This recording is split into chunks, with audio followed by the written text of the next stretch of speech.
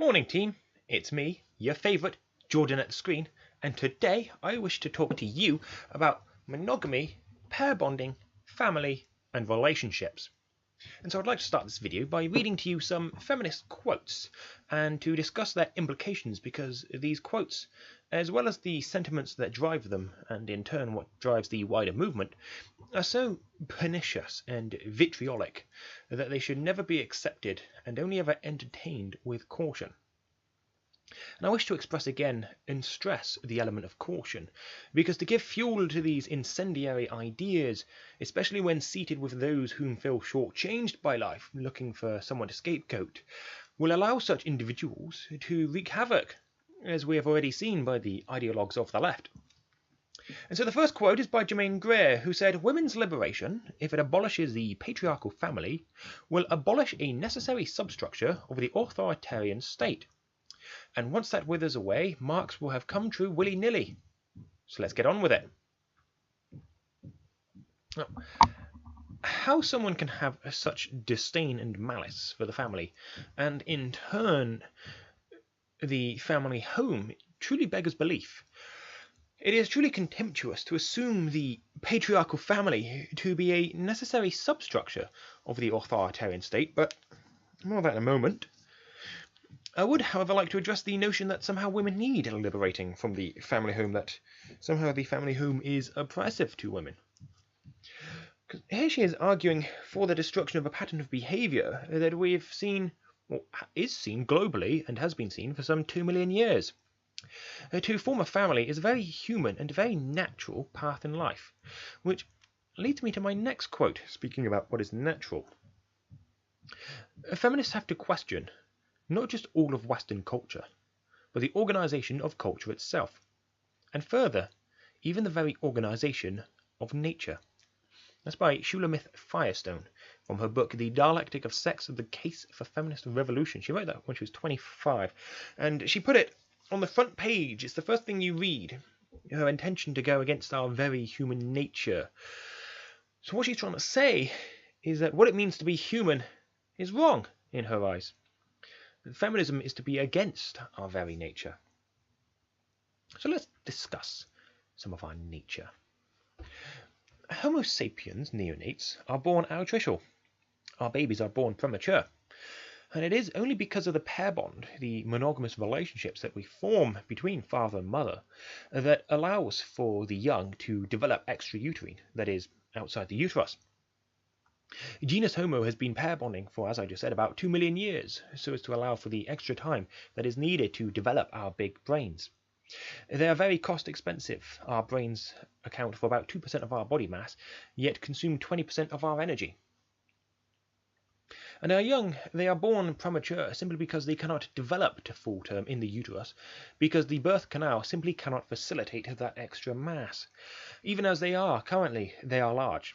Human neonates are approximately 6% of the mother's mass, in comparison to chimpanzee neonates, which are around 3%, and for gorillas, they're about 3.5% of the mother's mass. So the family home evolved not to oppress women, but to support and liberate them from the dangers of childbirth, especially if our young was to keep evolving and growing at the rate at which they were. And so if we are to maintain our large brains, our intelligence, our humanity, then we need this extra time to develop.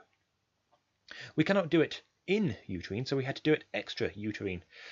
If a human female, a woman, were to carry her neonate, her child, to full term, and if the strain, the physical stress, the burden, the exhaustion, if that doesn't kill her, the birthing of the child will. And so to avoid all this, we evolved to have younger children, for them to be born premature. It's to avoid pushing out such large young through such a small birth canal, which is called the obstetrical dilemma. Our young are born altricial, premature, which requires paternal investment, pair bonding between the mother and the father in a monogamous relationship. Because without it, it would never have facilitated the evolution of our big brains and the advancement of our species. But hey, feminists just want to destroy that because, being in a family, it's so oppressive. And so, if you look at feminism as a movement, not for women's liberation, but if you look at it as a movement to destroy the family home, then all their actions start to make sense. I mean, they've just said it right there in those quotes I gave. You know, feminists are the gender version of anprims, anarcho-primitives. They want to take us back, destroy everything, be nothing. So let's go to the origins of this, this anti-family home narrative. Let's read some Marx and Engels, shall we? The bourgeoisie has torn away from the family its sentimental veil, and has reduced the family relation to a mere money relation. Because, families that are able to pool resources together and propagate themselves as a unit and thus survive and climb the class ladder, this apparently isn't a good thing. Doesn't support this. Abolition, or Aufhebung, of the family. Even the most radical flap at this infamous proposal of the communists. As they fucking should, the family is a staple of society. Do you charge us with wanting to stop the exploitation of children by their parents? To this crime we plead guilty. The role of the parent is not to exploit their children, but to nourish and encourage their children. And do you know what happens to a species that doesn't nourish and encourage the children to grow up and to work and be the best they can be and to be able to provide for themselves? Do you know what happens to species that don't do that? Fucking dies. It dies. Well done, you're advertising or pushing for the death of our species. But then again, you're an idiot, so...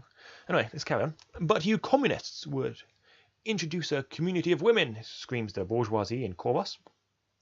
The bourgeois sees his wife a mere instrument of production.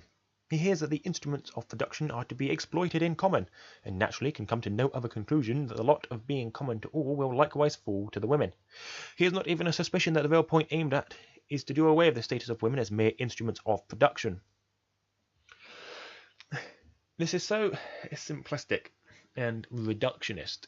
It is staggering. So let's just look at things simplistically, as that's what we want to do. In simple, basic terms, women reproduce and men produce. Sorry, no offense, but it's fucking true. And do you know what happens in species that practice this community of women, as you call it, rather than pair bonding or marriage? Well, we've got a couple of examples I can quote. We've got the gorilla and the sea lion, where both species are now hugely dimorphic, sexually dimorphic. The males are ultra-violent and the females are kept in a harem. Is this the future you want? Because it's the future that will evolve. And so this is what they're building on. This is what fuels their hatred of the family, what gave rise to their thirsting for the destruction of the family home. We already have heaps of evidence of the damage caused to children by broken homes, single parenting, etc. By destroying the family home, we as a species would be taking ourselves back in time to the tune of millions of years. If there is no pair bonding, our young suffer. They suffer the consequences, and so do their young, and their young, and their young. And it continues ad infinitum, unless if intercepted. And so if we were to remove pair bonding and monogamous relations, that would have a twofold effect on men. It would increase selection pressures on men. Only those who can fight for and maintain a mate will reproduce. And those who can mate will mate with more than one female because they can.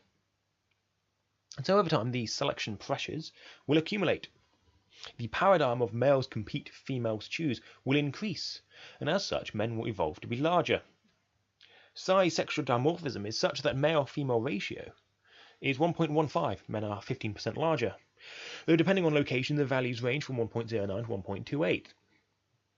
If we step away from pair bonding, and we will end up ramping up size sexual dimorphism because it was pair bonding that inhibited and lowered it. Men don't need to be large to fight for their women because they're pair bonding now.